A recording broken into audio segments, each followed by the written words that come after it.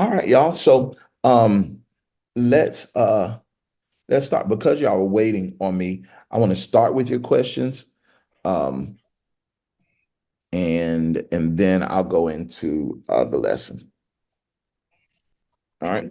Anybody have any questions, problems, or progress you wanted to share? I can share some progress since you're coming here this way. Uh, I'm very excited because we were going to cancel and you said you were still coming. So we were going to change it into our sponsorship meeting, which we wanted to have anyway.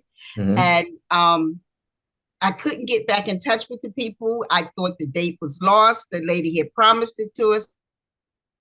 She called me. She tried to call me, emailed me. We are back on at the Croc Center. She was out with COVID. All right, all right. So we'll be there. I All right. you So know, that's when Mark that's told the me testimony for that y'all me. count, I was like, I'm already planning to be there. So let's see what we can do. Let's see what we can do. And let that be a lesson to all of you. Like it will in every one of your projects, it will seem like the bottom is falling out. When I mean it happens all the time, every time, but always do something. Always do something. All right.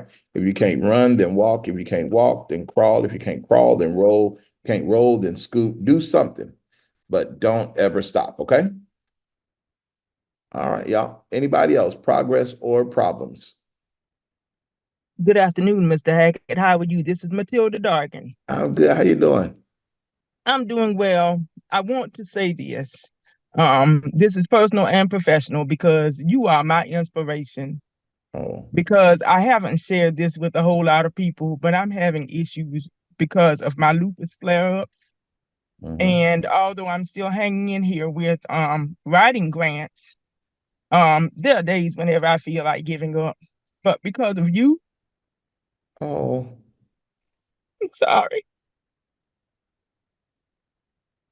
I had to quit my job. But because of you and but God and this group, I just got a new nonprofit who asked me to come and work for. People are still calling me oh, every look at day, that. every day, in spite of. Yeah. So I really would love to go into grant writing full time rather than just teaching. So All you're right. my inspiration, and to God be the glory. I don't say anything. I Mm, don't comment a whole lot about my mhm, disabilities because, I have cerebral palsy and lupus, and I'm hearing impaired. mhm. But you are my inspiration right now because if it weren't for you and God and this group, I would have given up 3 months ago. And Oh, now I'm going through rigorous treatments just like you. So I love you so much. And to oh, God be the glory because thank he God. gets the honor. Yeah, yeah. It does. As public as the social media world is, I am a very, very private person. If somebody were to follow me for a day, they would be bored because I do a lot of reading, a lot of sitting and thinking. And I'm not very comfortable on camera, and I don't always know what to say on social media. My wife had to get me like, Joseph, you're supposed to check your spelling and make sure you have good lighting. I'm like, girl, I don't know what none of this stuff is. So between Derek Harper and my wife, they pushed me to be more out front. Um, but when I shared what I was going through, I was uncomfortable sharing it. But just to hear that something I've done has inspired you to keep going, I think is amazing. And if you want to do grant writing full time, there's some help that I need with grant writing. I have a lot of people that ask me to write grants, and I only write for current students. So there might be some folks that I can refer to you if that's all right with you. Yes, sir. But I'm going to keep going through this class because this class really helps me, you Hmm. know. And I've taken other classes, but I haven't taken any classes like yours. And I've been teaching English for 26 years. Oh, But I was interested in not in the composition side or the literary side. I was interested in the technical side of writing. So grant writing is perfect for all me. right, all right, all Thank right. you so much for letting me share, and God bless you. Absolutely. God bless. We're going all the way through this. It was an old traditional church song by James Cleveland. Say, "I'm going through." And I promise you, I'm not stopping. I'm going all the way through this. And whatever challenges any of you face in business or in life or whatever, don't stop, y'all. Just go straight through it. Straight through it. All right. Any other questions, problems, or progress that folks wanted to share? Hi, Coach. It's Abby. Hey, Abby. I just really wanted to share with the group. I'm here. I actually jumped on here because I wanted to catch some time with you face to face to try and schedule next steps. But I would love to share with the group that that Coach Hackett has been nominated for a Sierra Award. Sierra is the nonprofit that I'm working with, the Savvy Initiative Recognition Awards, and it's specifically to recognize outstanding achievements of people from within communities who identify as having African heritage. And I'm honored to be a volunteer member of the group. I'm honored to be a member of their board and to have nominated Coach Hackett for this award. And we would love to meet with you. And thank you. Oh, do that mean I get to come to Vegas? You were coming to Vegas anyways, but it means that you're up on stage for more than a couple things. Oh, absolutely. Man. That is amazing. Thank you. Thank you so much. I appreciate that. The Savvy Initiative, they're connecting cultures around the world. So they're doing work here locally, but they're also doing work internationally in other countries.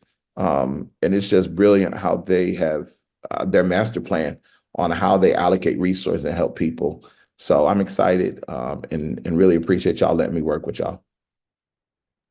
Thank you. All right. When I was in college, I went to college, of course, at UNCA, but then I went to the University of Ghana in West Africa. And it was such an eye-opening experience to actually go to college in Africa, Ghana specifically.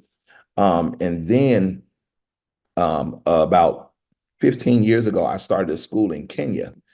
And so I've been going to East Africa, Kenya, Uganda, and Tanzania for a while. And I don't do like popular things there. I'm like there in the slums and talking with people and working with folks.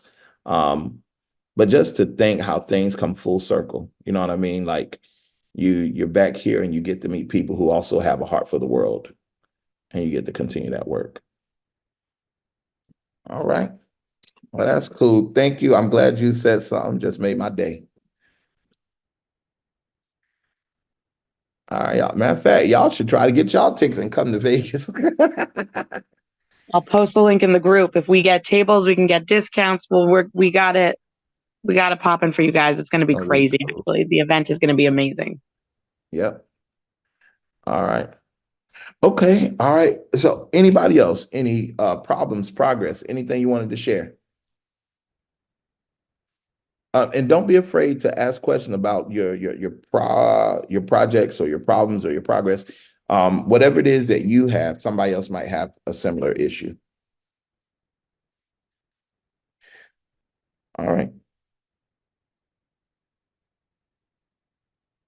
All right. I'm at work. Okay. Go ahead. You had something? Yeah. I want to ask about the progress I had. We did get our billboard up.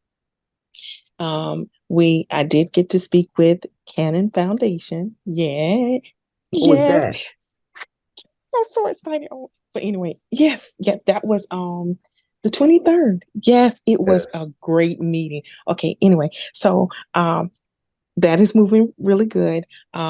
So and then I was asked to be on a panel. Mm-hmm. And so I was able to speak about the outreach. My question is, because it was asking an audit, that audit needs to be done. Yes. So that is where I'm hung up. I'm going to teach that today. Okay. I'm going to teach that today. When I saw the question, the group, I said to Mark, let me teach that to the whole group because everybody's going to need to know this. Okay. And for some people, it's boring, but it will give you access to more money if you have it. It'll keep you away from money if you don't. So we got to deal with it. Okay. All right. But how was the conversation with Canon? Canon Foundation is one of the people that does capital funding. And so what Karen did, you all saw her testimonial where the church was going to build one type of building, but instead of that, they started to put their community work in the forefront. They've already received about 150,000 on the $350,000 project. That's about halfway there. Canon Foundation typically does about 20 to 25%. Can you tell us about your conversation with Canon? It was great. She very relatable. So she was just telling that she's coming out to the location because she's going to look and see what we need, to see how far the progress was, ask what all that we need, even a vehicle. Yeah, they That blew me away. catering. They when they did a project for me, they bought we were doing a catering program, a catering business, and we wanted a catering vehicle. It was like a Nissan minivan thing, and it was only like 20 something $1,000. And Canon said to us, we normally don't do things this small. Yes. So I'm confused because do you get a used or do you get brand new? You can get either one. They really Okay. don't care. I have a thing against brand new cars. I'll get a 1-year-old car. Well, Okay. I shouldn't say that because my last 2 cars were brand new. I don't really think about cost as much as I used to, but you just have to know that a 1-year-old car and a brand new car ain't no big difference. But you should definitely get it from the dealership so you can get that warranty and include that. Okay. Mhm. Okay. And get So it from the that's what we're dealership with the good warranty and everything, include everything in the invoice and let them pay for the whole thing. okay. Like All if right, they good. have a tires for life program or oil change for 200,000, get everything. Just make sure it's all on one invoice. Gotcha.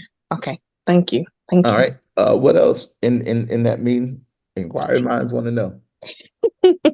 What asked about, so the HVAC we're going to put in there, all the electrical, the fixtures and everything. So, and paving, they normally don't do paving, but we explain why the road needs to be paved.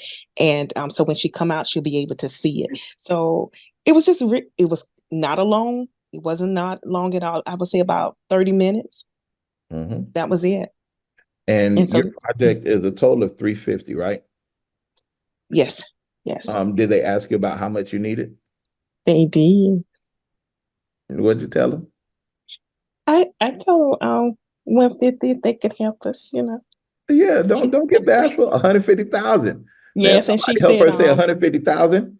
yeah, she said, okay, well, because you have to ask for what you need because they don't expect you to come right back and ask for money for some Uh-huh. heaters.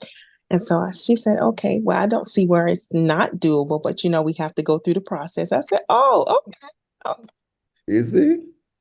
Yeah. Matter of fact, Karen, repeat after me. Say 150,000. 150,000. $150,000. 150,000.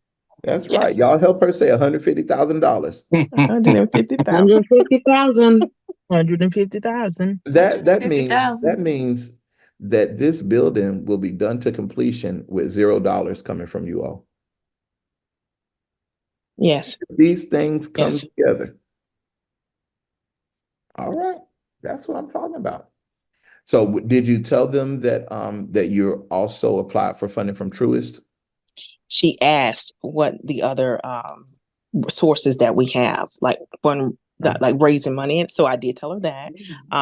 I did share a couple of more places that we did. She said, okay, so you're not just waiting on us. I said, no, we're not just waiting on you. Well, we appreciate you, but yeah. Yeah.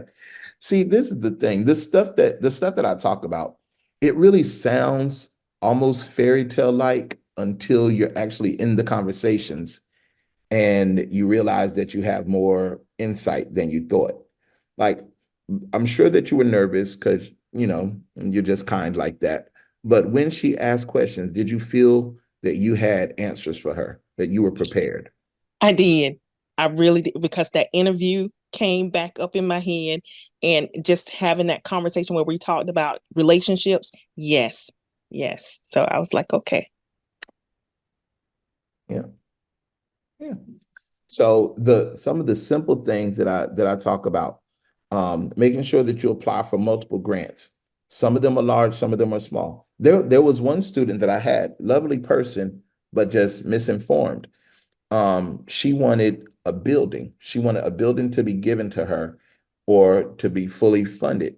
And I said to her, let's start with these grants. These are low-hanging fruit. She said, with all due respect, Coach Hackett, I don't need those. I need a building like what you got. And I told her, I said, but this is where you start. She eventually dropped out of my program and asked for a refund, which was Wow. wild.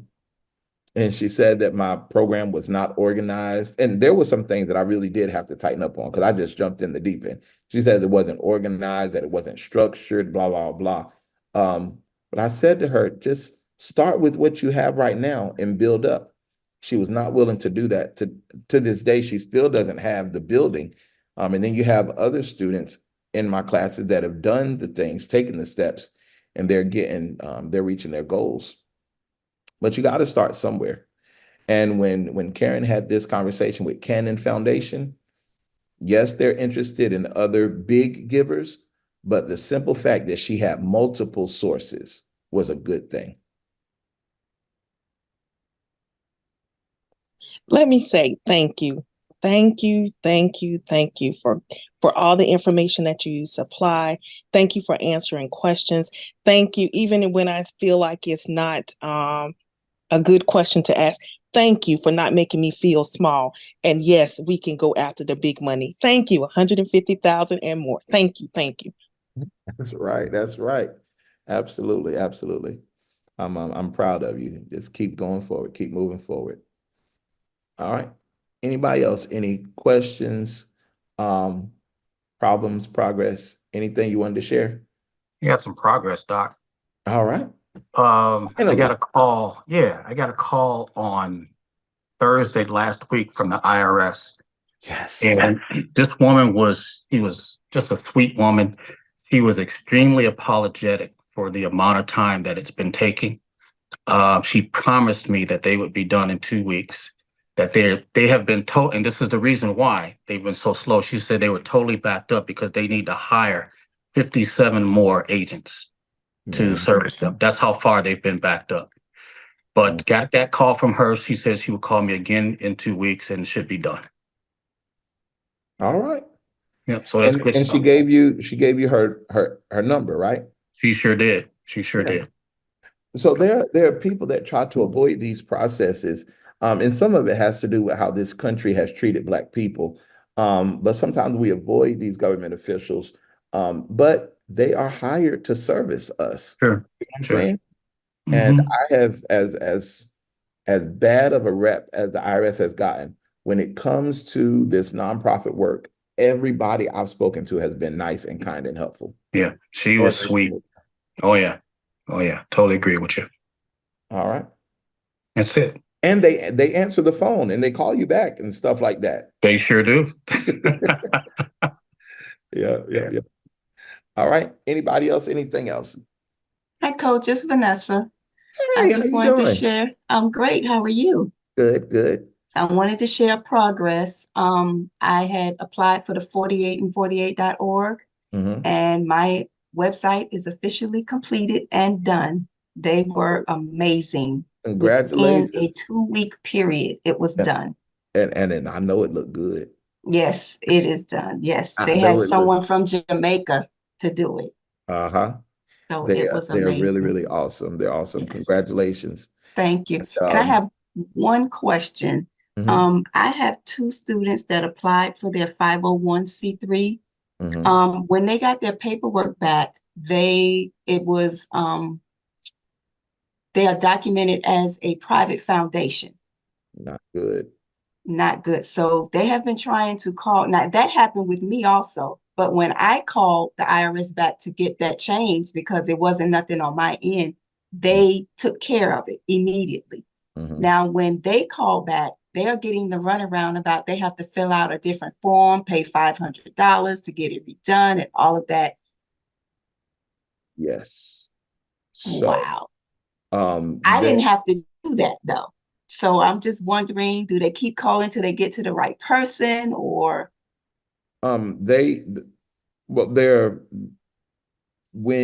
If they accepted some responsibility for it, then they'll just fix it. And normally, like the person, the agent is listed at the top. But if that person feels like it was your mistake, not mine, then they'll they'll say, well, you guys got to pay the $500 to be recategorized. So I would suggest that they call again, see if they can talk to somebody else, and you should tell them what you said. I You did. might even, and I that didn't did. work. It didn't work. I have one young lady, she talked to 3 different people and they wouldn't budge. And Yeah, this is all in a matter of 30 days of getting their paperwork. yeah, yeah. The only other option would be to create a brand new one. And that Okay. would be the 275 payment again. Right. Um, Okay. but you also want to check and see what was it that made them what put them in the private foundation. And it's normally the second to last question to ask where your money comes from. Right. That's the block. They checked the wrong block. That's it. That's it. You know, there really are people that that mean well, but they don't listen well. Now, I'm not saying it's about your folks. Right. I'm just saying in general, just in the teaching learning environment. Um, and then sometimes people make the mistake because they don't know what they don't know, and they think that because it's common sense that it makes sense, and it's not. These are very Right. like literal things. Like you literally have to check one box or the other, or it's going to cost you a lot of money. Right. So yeah, I feel bad that that happened to them, but it is a technical problem that there's really no way around. Okay. Yeah, Thank you, Coach. they'll either have to pay that 500 to get that thing fixed, or they can create a brand new one and just get approved in 3 to 4 weeks. Okay. All right. Thanks, Coach. Uh-huh. All right. And I mean, well, the team reached out. I think I owe you a referral fee. So if they haven't told you already, send me an invoice. I did. It's Get already that sent. started. I talked to Right. Mark earlier. Okay. All right. That's good. Okay, Alexis.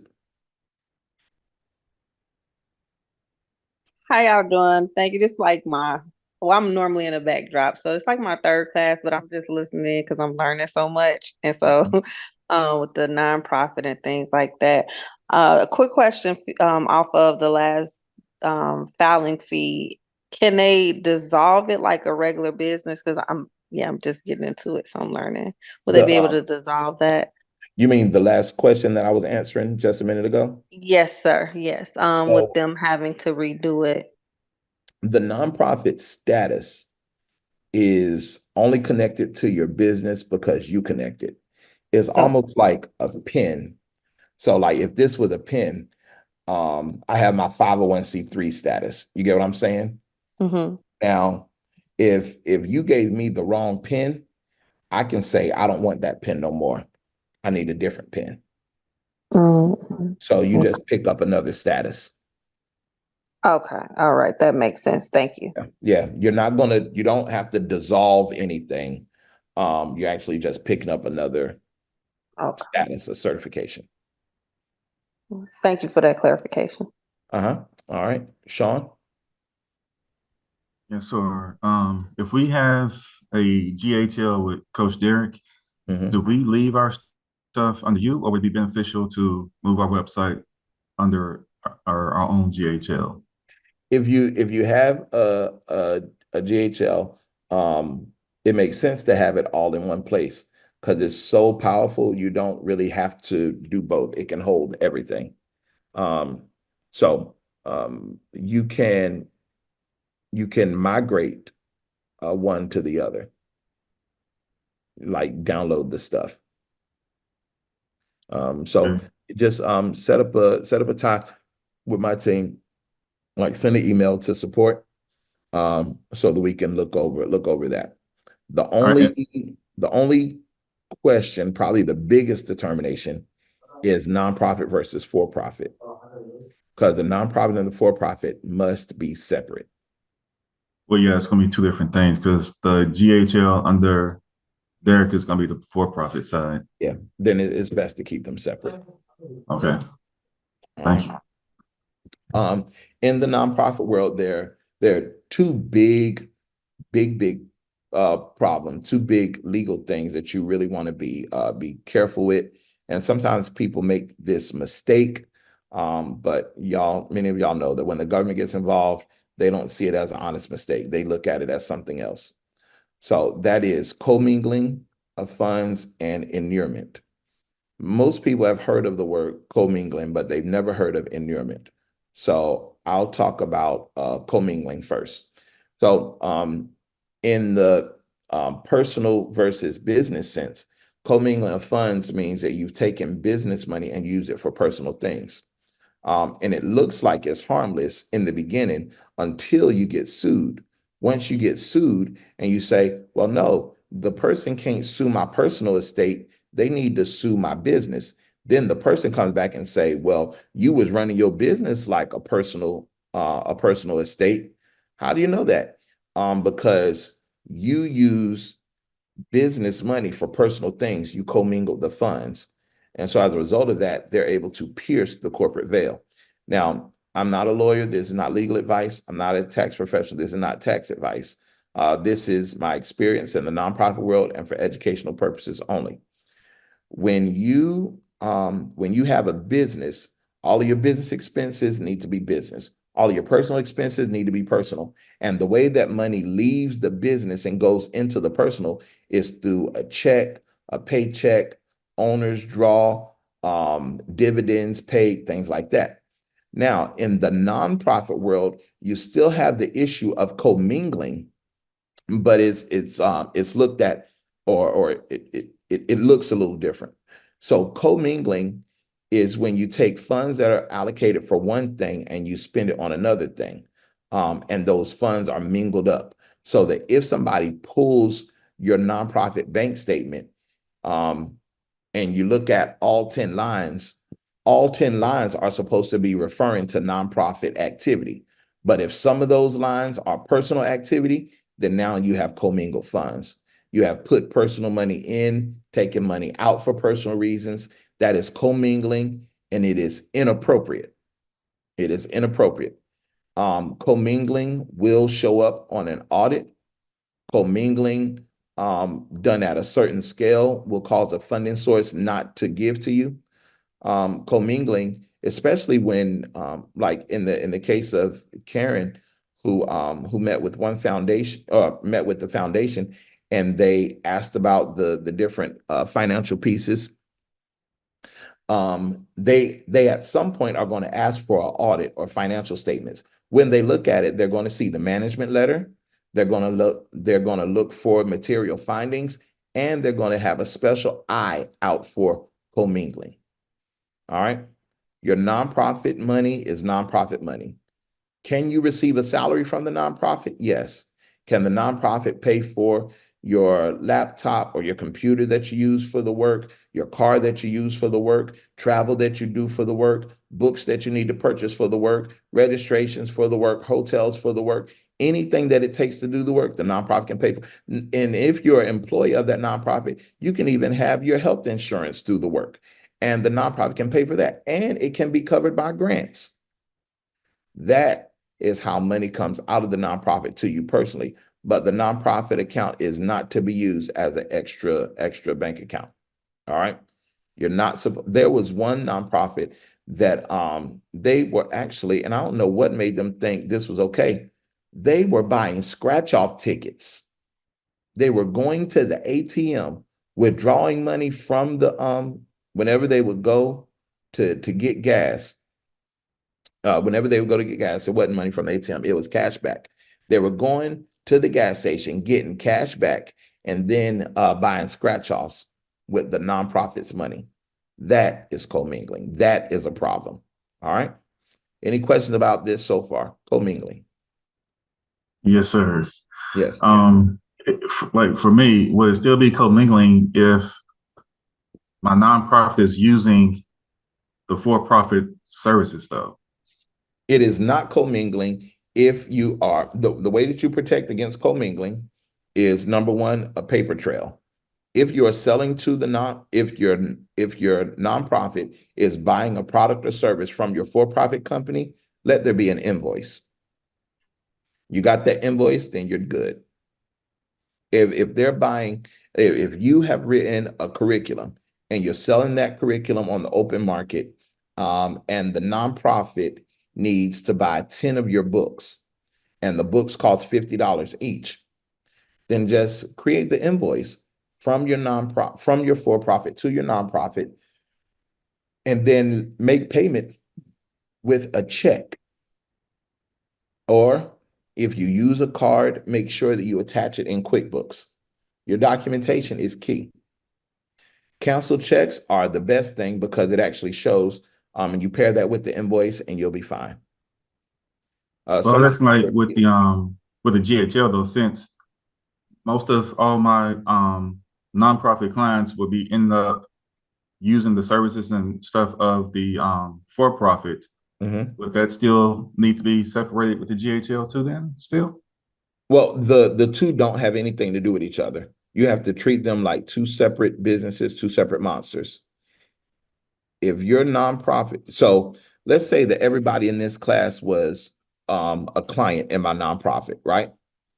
So if you all were in my nonprofit called Black Wall Street, and my job as a nonprofit is to help you grow your businesses, then y'all are in the nonprofit, y'all are clients of mine.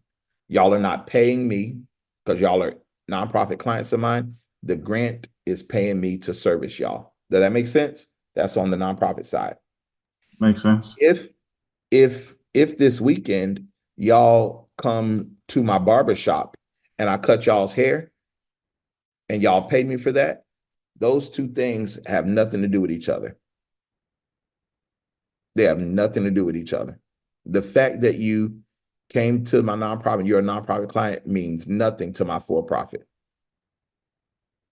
If y'all are in my nonprofit and I'm helping you to start, grow, and expand your business, which is what I do in the nonprofit, and then y'all are here in my grant class and I'm showing you how to get grants.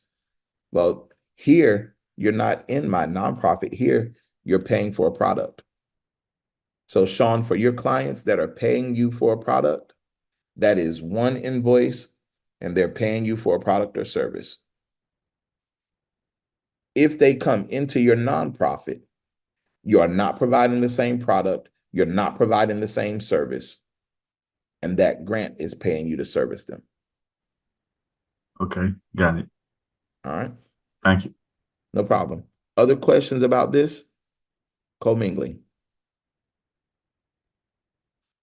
All right. Other question. It looked like I saw a question in the comment section, but I didn't catch it fast enough.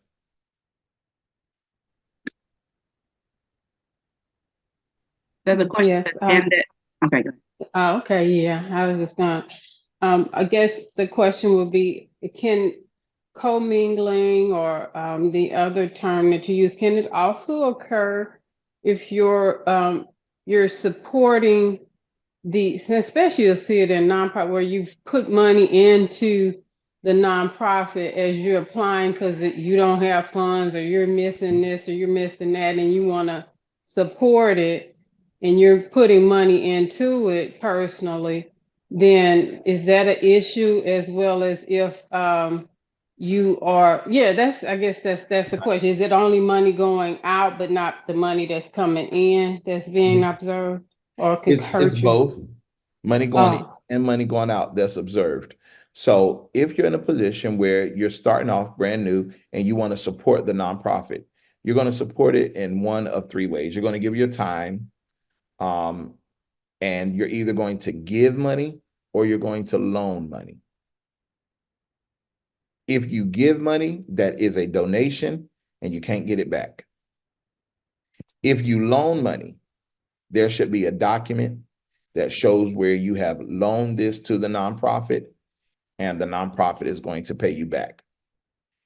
Even though you're saying it might feel like I'm loaning this to myself. The nonprofit is not yourself. The nonprofit is a total separate entity. Okay. One of my clients, they loaned their nonprofit some money. And they simply had a very, very simple promissory note so that when the nonprofit gets the money, the nonprofit will pay them back. They are the founder of this nonprofit. They got it started, but the money that they put in, they're saying to the nonprofit, when you get the money, you got to pay it back. And that's perfectly fine. Coach, Protect yourself is handwriting's on there. So very simple promissory note. Coach, Yes. hey, this is Alice Marie. I just wanted to ask you, so what you're saying is after the nonprofit comes into existence, did the promissory note need to be before or after? The promissory note needs to happen. It's best for it to happen when the money is given, when the money is loaned. If the money has been loaned already and you did not document it, then maybe you need to, hear me clearly, have a board meeting and document it.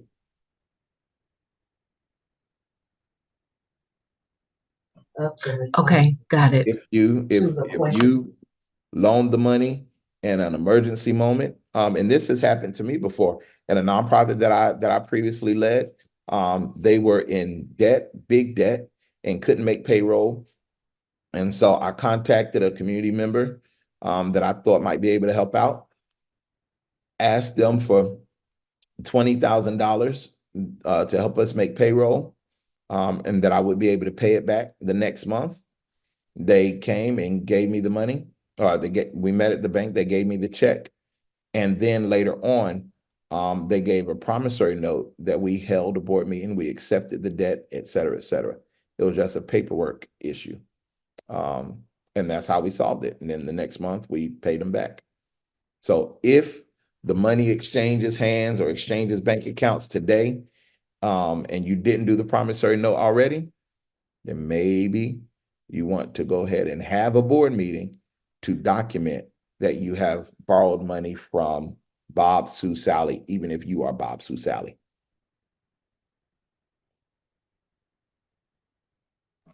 Got it. Thank you. All right. Next question. Okay. And as we're talking about that, borrowing and loaning money from the nonprofit, you're going to have, at the end of the year, you're going to have to answer for money that the nonprofit loaned or borrowed. Okay. So no matter what you do in the nonprofit, it is not secret. You're not ever trying to hide something to make it secretive. You're actually trying to be as transparent as possible. There's a way to do everything. You don't ever have to hide it. You just have to do it the right way. So when you have loaned money to the nonprofit and the nonprofit accepted this loan, and there's a promissory note to govern that loan and the payback, make sure that you do not pay that back with a grant, because your grant contract, unless it's an unrestricted grant, and some of those have this clause on it, that a grant cannot be used to service debt. Grants are typically used to pay stuff off. So in the example we heard earlier, they talked about a car. They do not want to pay car payments. They want to pay for the whole car, one and done. I was buying furniture for Black Wall Street, and they had offered a financing option, and I chose the financing option because I did not have a grant specifically to cover furniture. And then one of the funding sources was willing to cover supplies, and I asked them if they would cover the payments. They said, well, no, we don't want to cover payments. We'll just pay the whole thing. All right. Next question.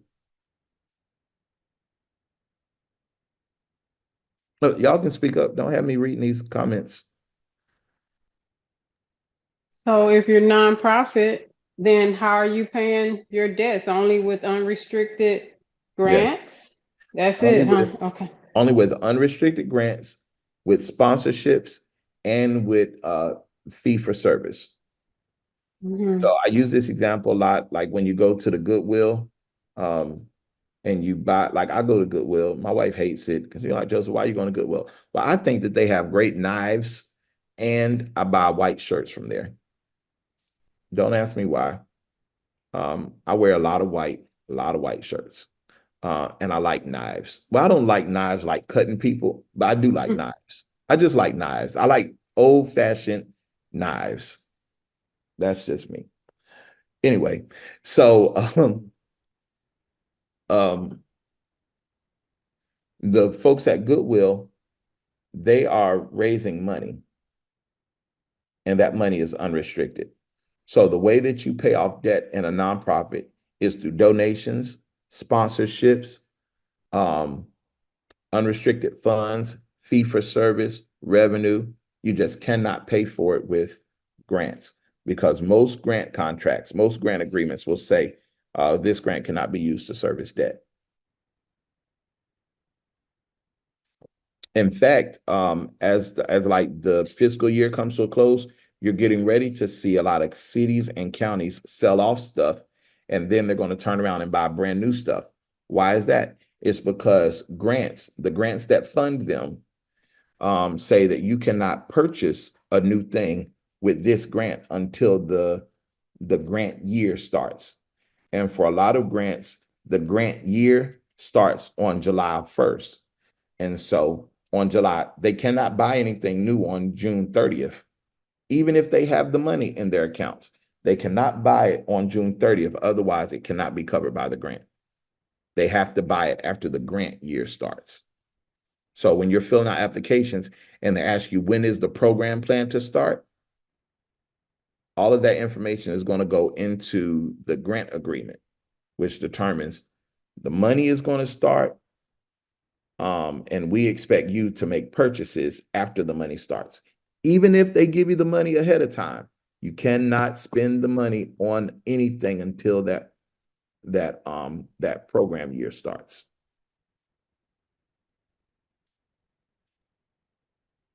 All right. Any other questions about commingling?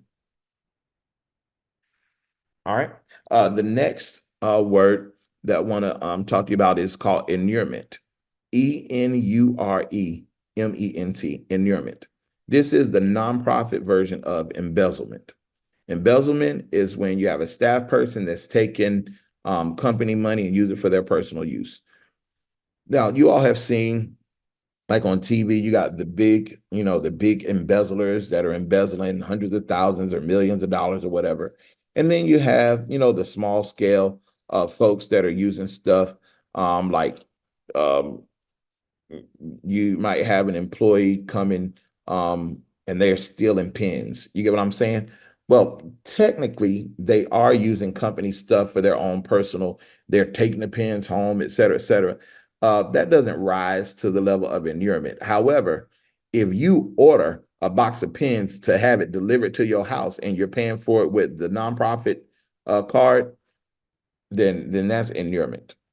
I'm talking about when you are using the nonprofit to benefit you personally. You're using that as a single vehicle to benefit you personally, then that's inurement.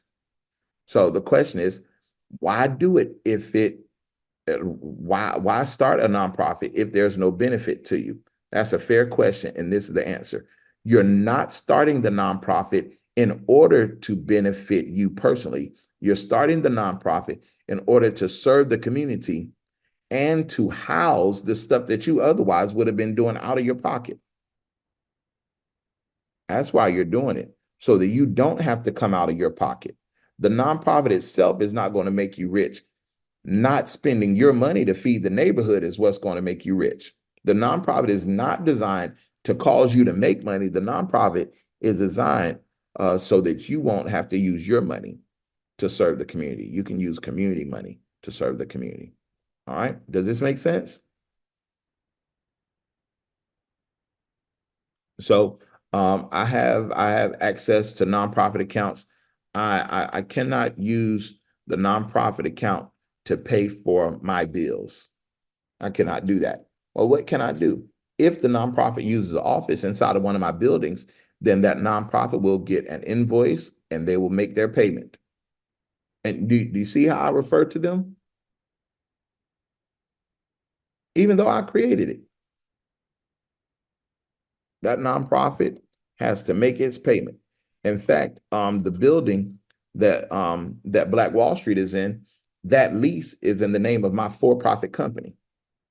And so all of the bills, like the cable bill, well, the city pays for all the utilities. I pay for the cable and the internet.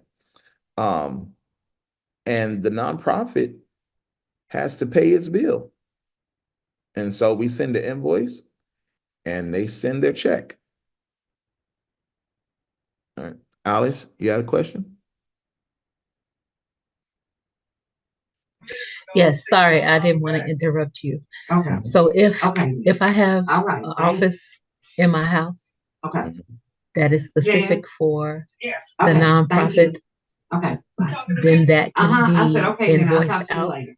Yes, can and should. Whether you rent it to the nonprofit for $1 a year, or whether you rent it to the nonprofit for $300 a month. Got it. It Thank can you. be invoiced, it should be invoiced, and it should be paid, and it is able to be covered by grants.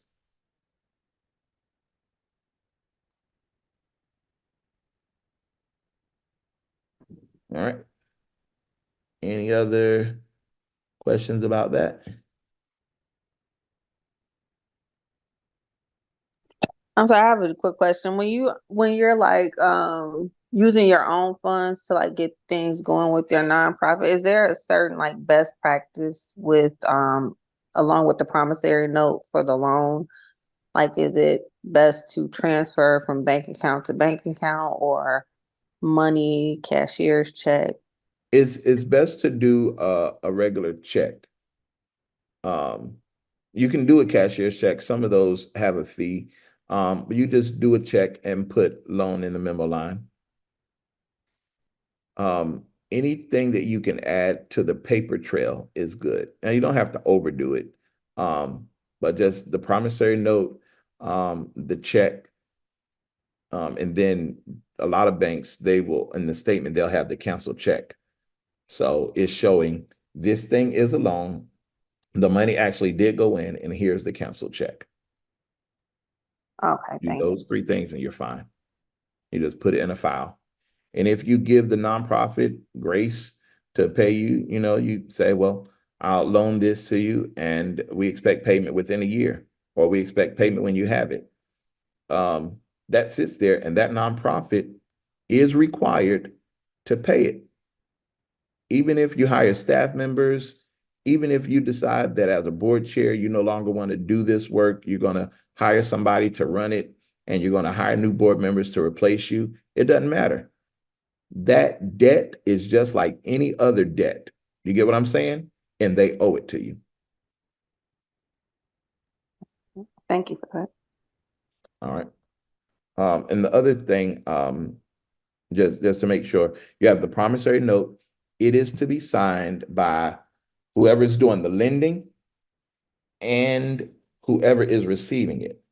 So if Joseph Hackett is lending the money, Joseph Hackett is not receiving the money. If Joseph Hackett is lending the money, Black Wall Street is receiving the money. Do y'all see that? So Joseph Hackett, the individual, Yes. and the board chair of Black Wall Street are two different things altogether. That's why you have to have a board meeting. Even if it's just the three of you. Have the board meeting, let it be documented, because you're not just throwing this money away. You're not throwing it into the wind.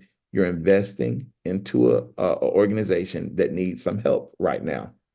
And if Wells Fargo had loaned them the money, they would have to pay it back, right?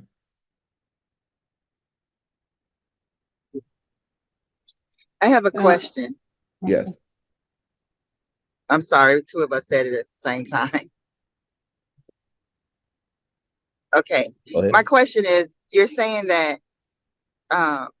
someone else, so basically the treasurer needs to sign it because I'm loaning it to the non-for-profit. So Somebody, the okay. treasurer is typically the one that handles finances, but it can be Yes. any designated officer. Okay, thank you. Mm-hmm. So on the contract, of course, there promissory note, there are two signatures, the giver and the receiver. And the person who signed saying they're receiving it, they're not personally receiving it. They're receiving it on behalf of the organization.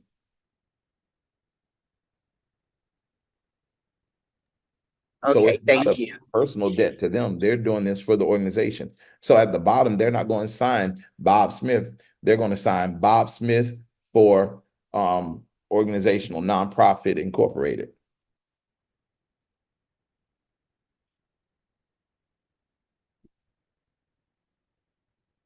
All right. There was another question before we go on. Same exact question. We were thinking on the same thing. Okay. All right. And inside of your board minutes, whenever you have that vote, make sure you document it, and you document this in the form of a resolution. You simply say, resolved. The board agreed to borrow money, $10 from J. Hackett. That's it. Just make sure you have that in your board minutes. Resolved. The board agreed to borrow $20 from Alice Marie.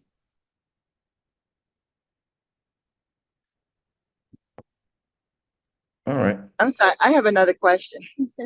Sorry. So like after this Zoom, because I'm driving and listening, after this, are we able to review this? Is it recorded somewhere where I can see Yes. it again? Okay. Yes. It is. Thank you. Yeah, and we want everyone to be in the school community because we're moving all of our recordings there. I'm able to do more there than in the other platforms. So right now things are in two places, but everything is going to be in the school community. Okay. All right. So let's move on.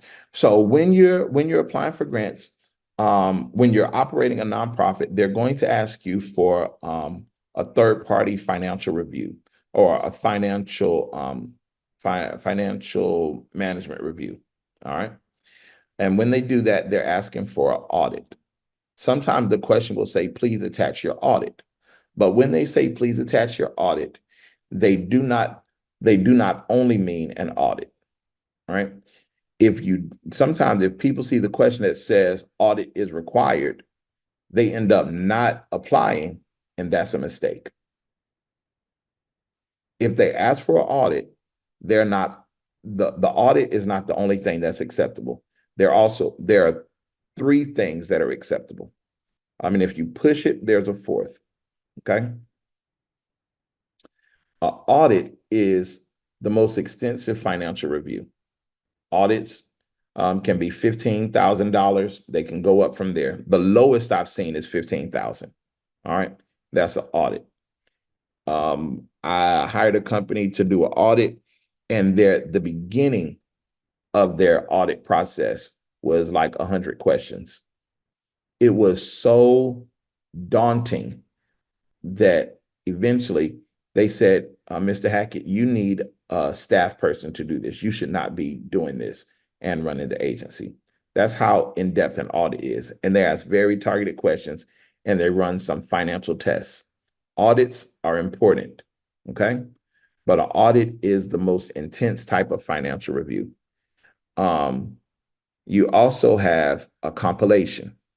A compilation is appropriate for your nonprofit that is very, very brand new, okay?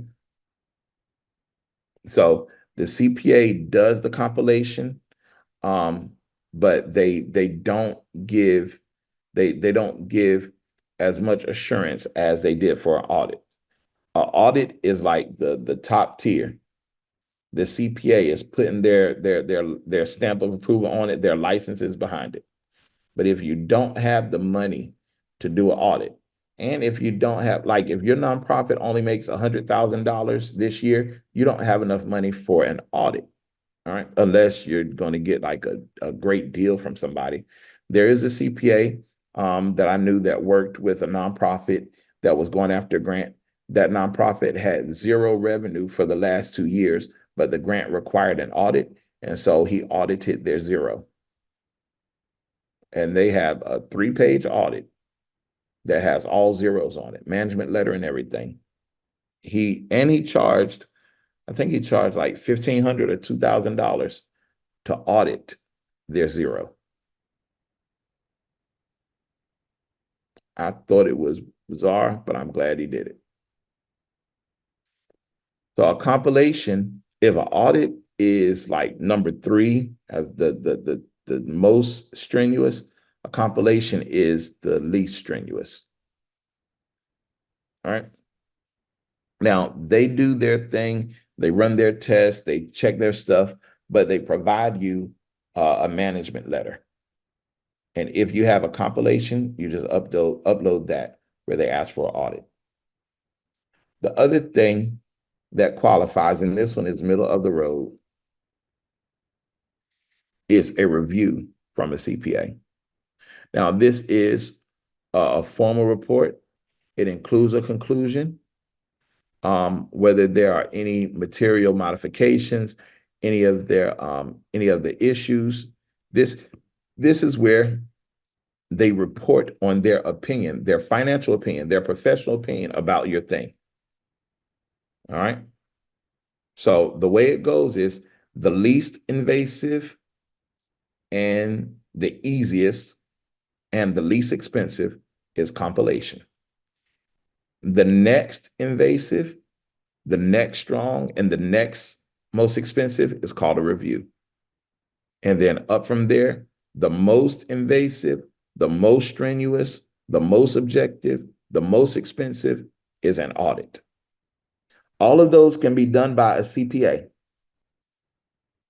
Any of those will qualify if you, they will qualify if you attach it. So the next question is, what do you do if you don't have any money? If you have no money, you have no history, no audit, no review, no compilation, no contacts, no CPA, and you're brand new, what do you do? In that instance, this is what you do. You take a copy of your nonprofit determination letter and you print out a profit and loss statement and you write a letter, very simple statement on your nonprofit letterhead that says, we do not have audited financials because we are a new nonprofit with 0 receivables. Please see attached. We have included our nonprofit determination letter showing the date that we were approved and our profit and loss statement. We have engaged, if you have engaged with a CPA that's going to be doing something for you in the future, then you can say that. If not, then the next sentence just says, could you please accept this in lieu of an audit until we raise more money in our organization? Every time I've done that, it's been accepted. In fact, one of the grants that I got that required an audit, they wrote back and gave me a waiver. And then they said, use part of the grant to get an audit.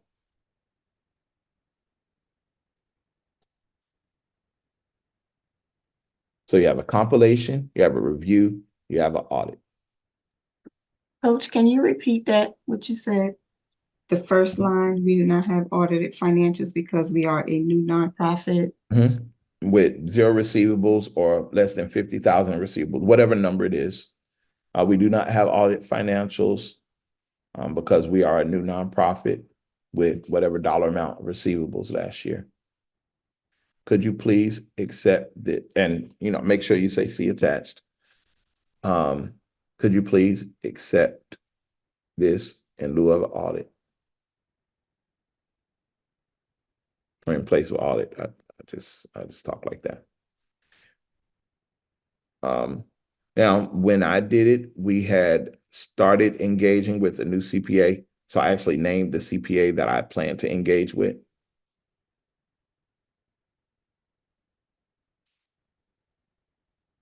But the next most important thing, of course, you're asking them if they can accept this. The next thing that you're telling them is that you plan to engage. If you hadn't already engaged with a CPA, you plan to engage.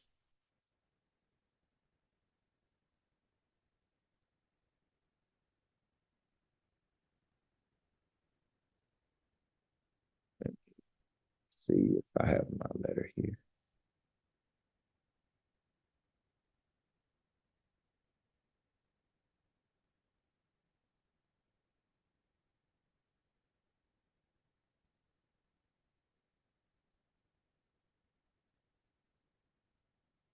Are there any questions while I look for?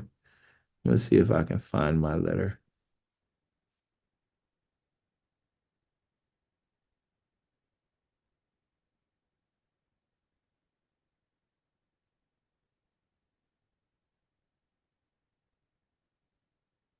Any questions?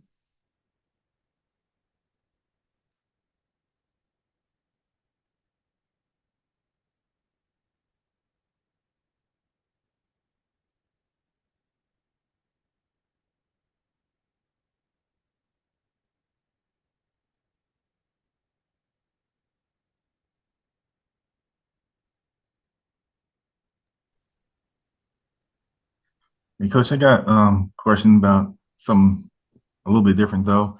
What's the purpose of a nonprofit owning a for-profit versus just having a nonprofit and a for-profit? A nonprofit can own a for-profit. I was previously an executive director over a nonprofit job training program, and people were being trained in culinary services. We created a catering business, and the nonprofit owned the catering business. We also took our construction program and created a handyman business. The nonprofit owned the handyman business. And then we took our case management program and created a temp staffing agency. The nonprofit owned the temp staffing agency. And what that did, it meant that the people that were previously directors in the training program, now they could be part owners, and their salaries were no longer limited by what we did in grants. They could actually make money based on what we did in contracts. That was my way of increasing their revenue.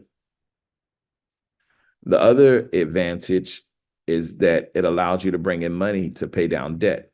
At that time, the nonprofit had a lot of debt. I forget how much. It was about $280,000 in debt. And we used the revenue from the businesses to pay down the debt. The other thing that it does, if you don't have debt, it actually gives you a cushion so that you are less dependent on grants. So is that something you recommend doing for like even folks that's just solo? I do not recommend it if you're solo. It's unnecessary, but it should definitely be something that's part of your future.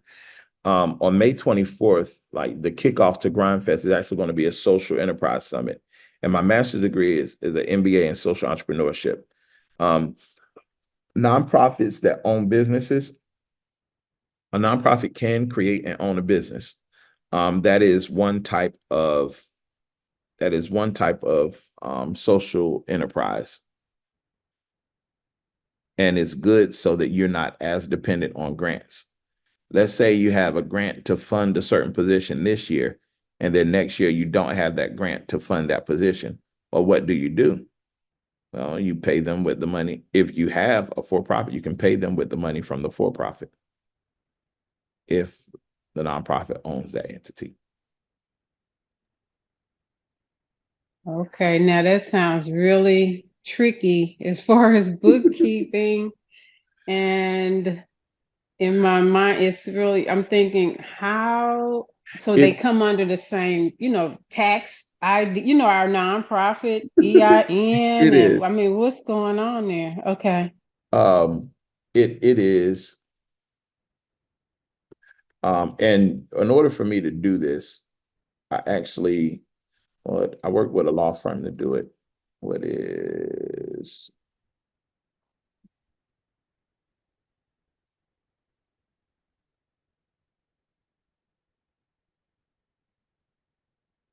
yeah, here they are. So I was featured in the NC Bar Journal. We worked with this law firm to create the model. So I created the model in 2018. Now, I'm not the only one that had this on their mind, but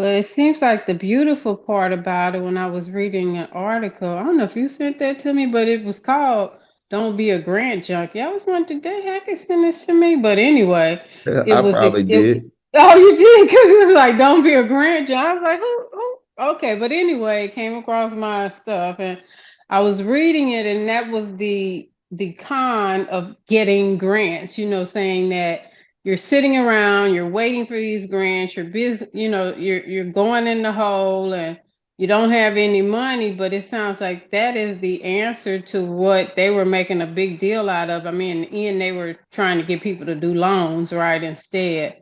So it sounds like that's almost the answer to a nonprofit surviving what you did, surviving that, right? Yeah, yeah. So you want to raise money in lots of different ways. If a nonprofit budget is $100,000 for the year, you do not need to only raise $100,000. You want to raise more because next year you might not have as many grants awarded. All right. So here's the article from 2018. I worked with a law firm to create the model where a nonprofit can own for-profit subsidiaries. So once I created this model, a lot of people did it. And they should. That's why I created it. And even though it sounds simple coming out of my mouth, it does take some legal work and some accounting work. But if anybody wanted to read how we did it, this is the article here.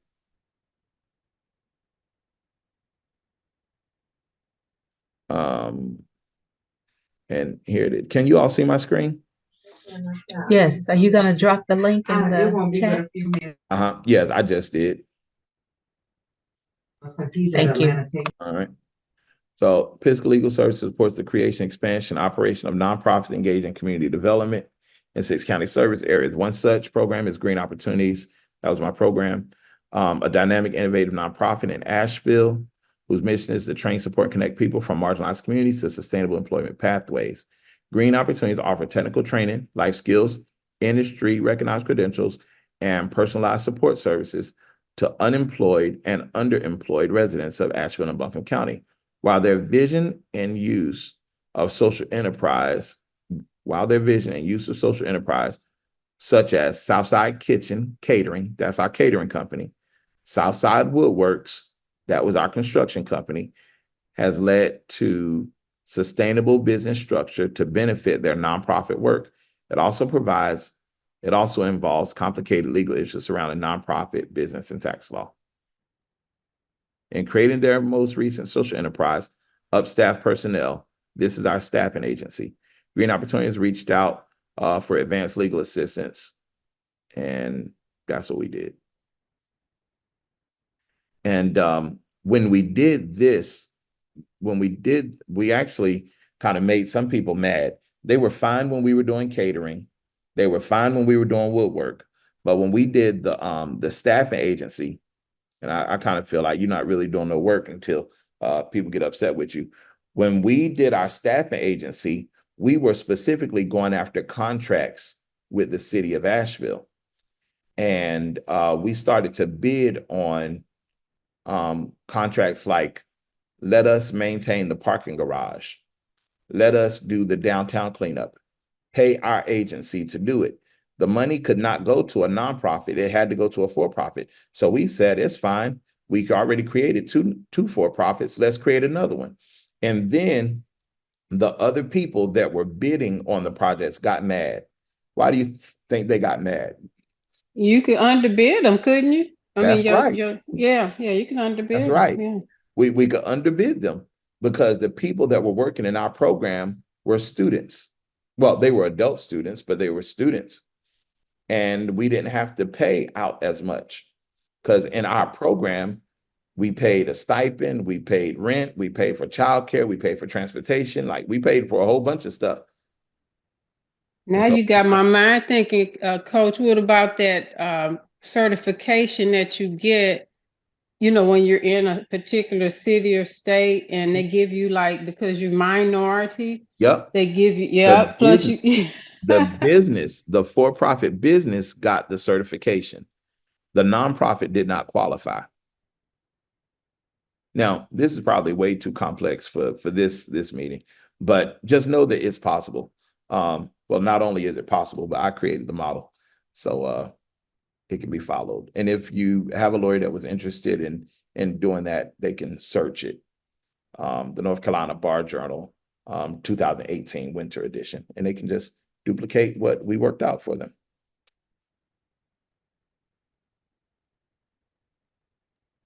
You rather draw some names of some contacts in RVA for me.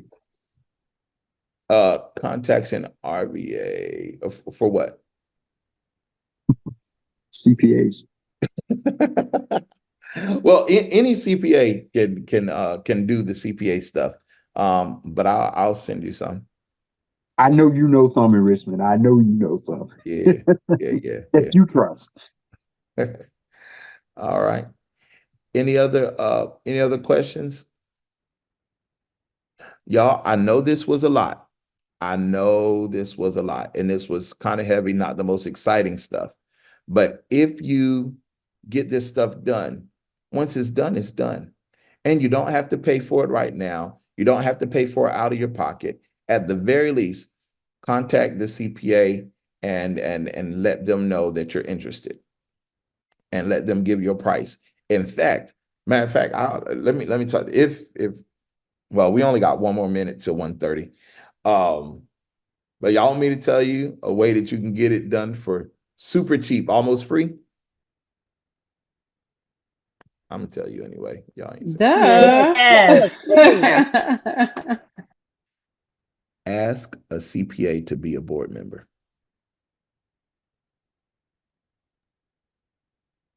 That's gold right there. That's gold. Ask them to be a board member. And what will happen is, if they are a board member, they cannot do it themselves, but somebody else in their firm can do it, or one of their friends can do it.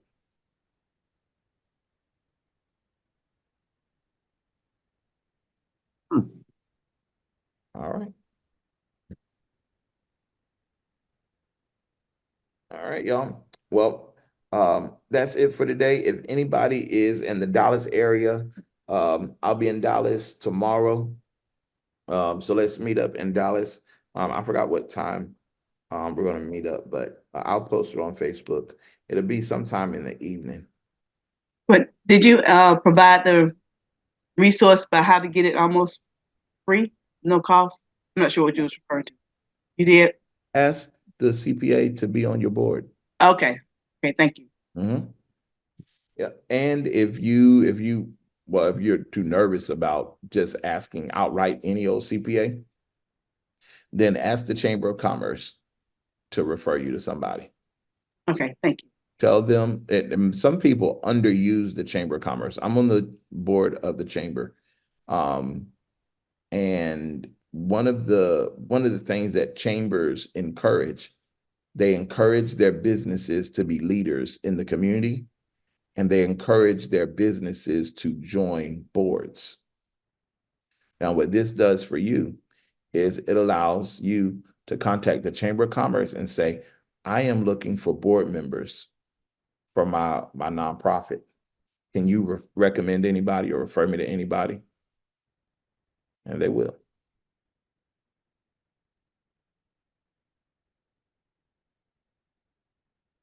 Thank you. All right. All right, y'all. Well, y'all have a good day. For some of you, I'll see y'all in Dallas. And for others, I'll see you online. And in Vegas. Oh, and in Yes. Vegas. All right, now. Thank you, Coach.